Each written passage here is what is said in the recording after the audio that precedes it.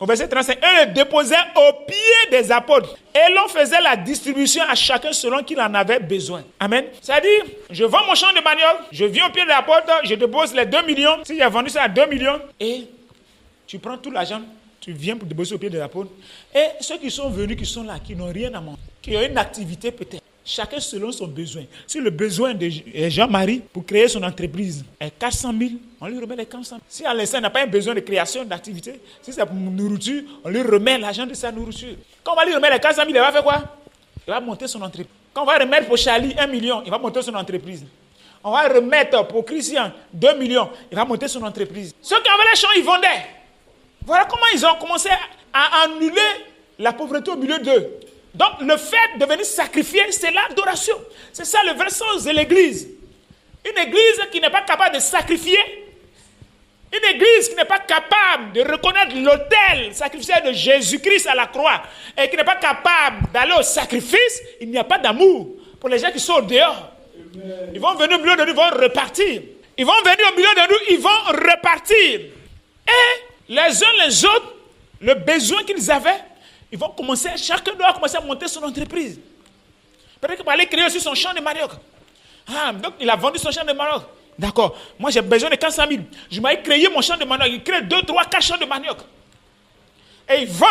Arrivé un moment, il vend 2. Mais il vend 3. Selon ce que la bénédiction qui cherche, puis il envoie tout au pied des apôtres. Il y a de nouvelles personnes qui sont arrivées.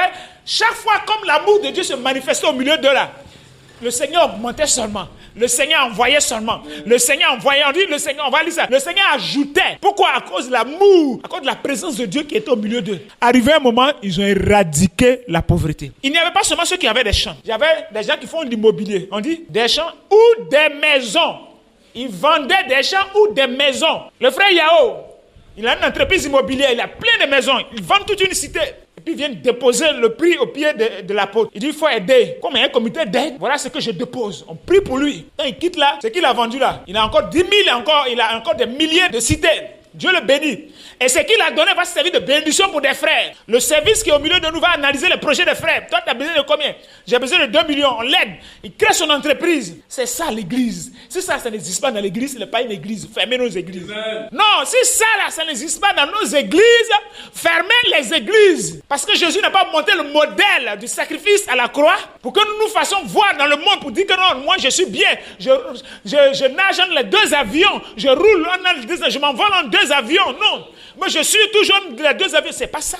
Dieu est venu rétablir l'amour par l'église. Des gens qui sont à l'agonie, les gens qui sont en train de mourir, des gens qui n'ont plus d'espérance, d'espoir. Dieu est venu nous prendre afin que nous servons de sacrifice. C'est pourquoi il nous a sauvés.